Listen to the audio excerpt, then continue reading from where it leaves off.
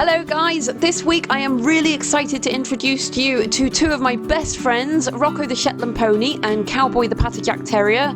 And today I plan to give you a little insight to our training and what we generally get up to in our daily lives.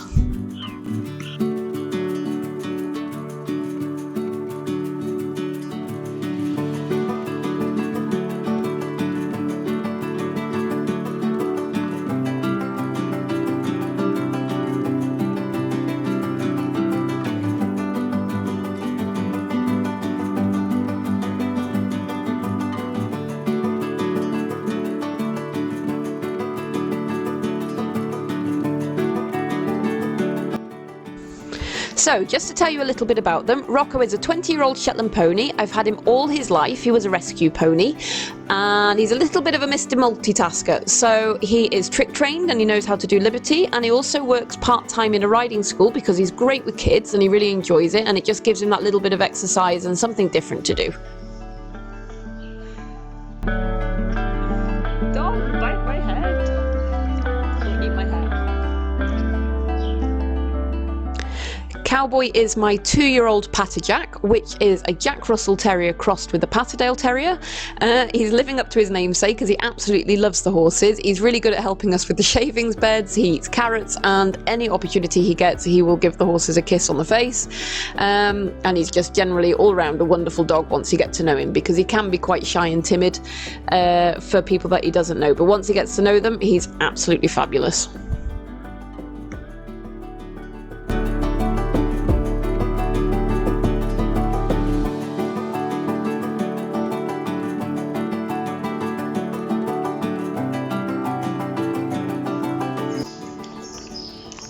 So training Cowboy and Rocko is something that it's something really new to me. Not only because it's two different species, it's obviously a dog and a pony, but also I need to bear in mind the fact that it's a prey animal and a predator. So the way I would train them is not the same techniques, which has been a really big learning curve for me, particularly as I'm definitely not a dog trainer in any respect. Everything I've managed to teach Cowboy, it's been learned from YouTube videos.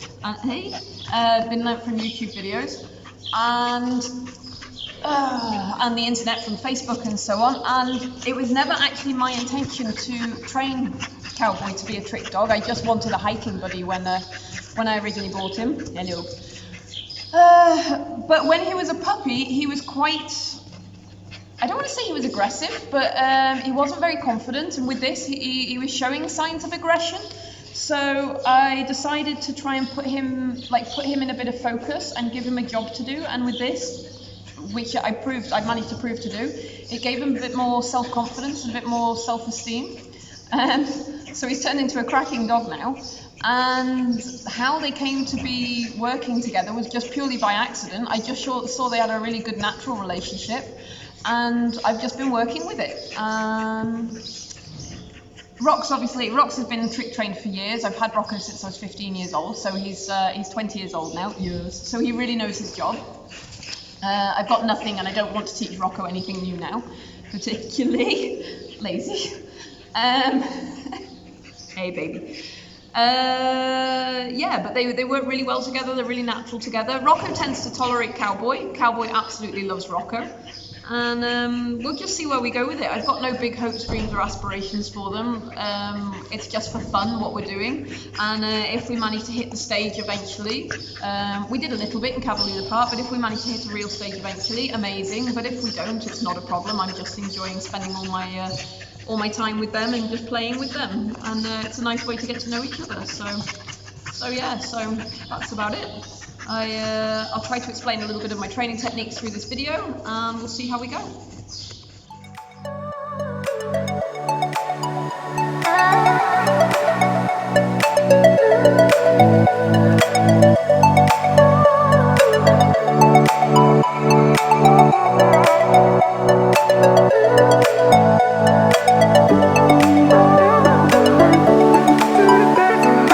So guys, looking back through this footage, I actually realised in this training session I concentrated far more on Cowboy and not so much on Rocco, so I don't actually show you all the tricks he can do, but I'll quickly run through what he can do. He can sit down, he can lie down, he can play dead, he can roll on his back, and I can hover over his belly. He can rear up and he can stand on a pedestal, so I think that covers everything he can do. So he does a little bit, nothing to a massively high standard, but he's a really, really good boy. And what I'm actually currently working on at the moment is that he stays in certain positions, because Rox, and it's my fault, did have a very bad habit that I would ask him to sit down and he would get up on his own time in his own accord. So now, because when working with Cowboy, sometimes I'm doing different elements that I need him to stay in one place for a little bit longer so I can do something with Cowboy. So we are working on timing and him getting up to cue these days, and it's coming on really, really, really fast and really, really, really well. So I'm really, really happy with him for that. How am I teaching Rocco to stay in one place for longer? The 3 tricks I'm working on is simply to stand still, to sit still, and to lie down. And all I've been doing is essentially putting him in the position that I want, asking him to haw, or stop, but I'm using the command haw, and I have gradually been building up the time of walking away from him in any different direction and then feeding him a carrot, and then I've been going for a little bit longer and then feeding him a carrot. So he learns that if he stays there long enough that he will get rewarded, and if by chance he does happen to stand up or he gets out of position, then I pop him down back into the place that I want him, and I ask him for a little bit of shorter time the next time, and then I reward him again, and then I gradually start to lengthen the time again. And with this, he gets the idea that if he stays there long enough, eventually he will get a carrot. That's simple. I never ask him to be in one position too long, because obviously that's just not fair on him, but long enough that I can do something with Cowboy in the meantime, and it's working really well. And for him it works out perfectly, because it means he just has to do nothing other than looking cute.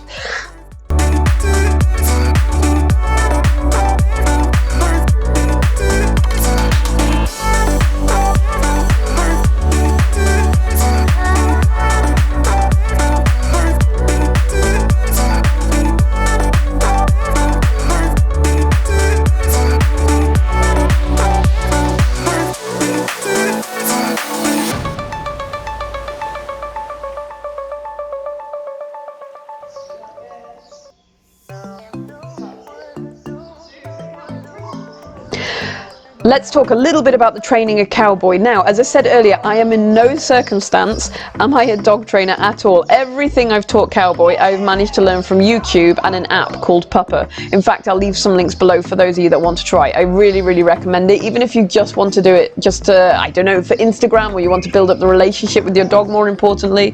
It's really, really good fun when you know how, and it's really simple too. The key point with Cowboy and training with Cowboy and Rocco is everything has to be obviously good fun for both of them, but for Cowboy it really has to be a game. It has to be a little bit high energy, a little bit fun, a little bit motivational. So all the time, in this instance actually, we had actually lost the tennis ball, so I was rewarding him with carrots.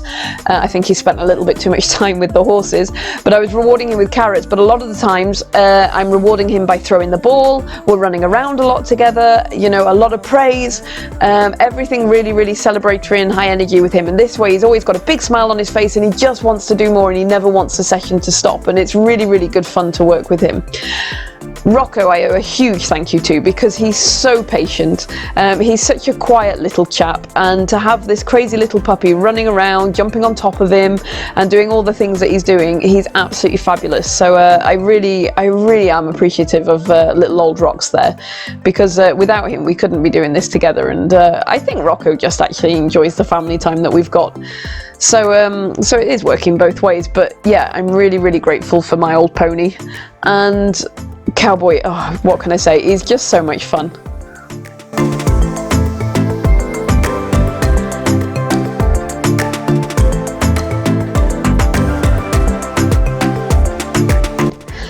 So training Cowboy all these fun and fancy tricks in the bedroom is one thing, but to bring them downstairs into the arena with a pony inside is another. So the most important thing that I've been working on, and it's taken when I say it's taken its time, he's always been comfortable, but I see the relationship developing more and more now, is getting Cowboy comfortable enough to do tricks very, very near Rocco, because obviously they speak two different languages and they can't always read each other. So it's been really important for me to make sure that he understands that Rocco means absolutely no harm to him whatsoever. And how to do that, sorry for stumbling on my words, but how to do that is literally just what we're doing now. We're just doing various different tricks, all small stuff, none of the big crazy stuff, and just getting comfortable and spending time together.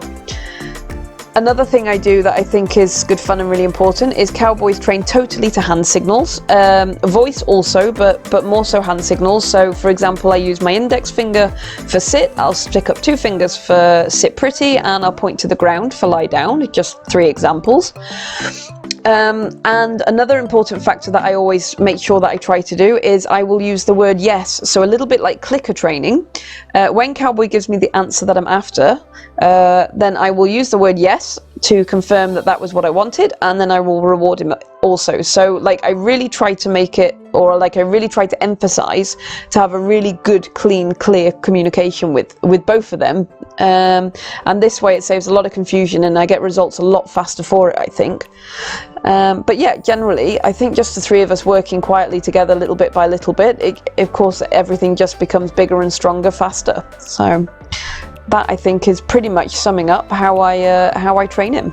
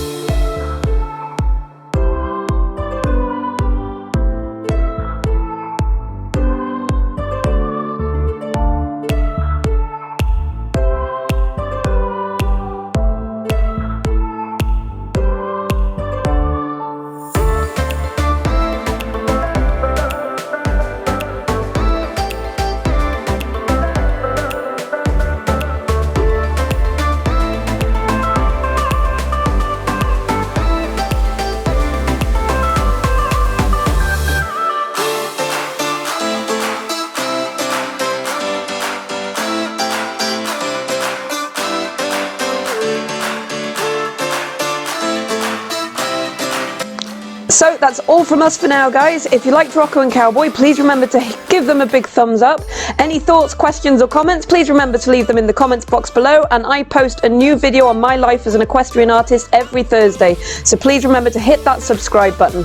Ciao for now.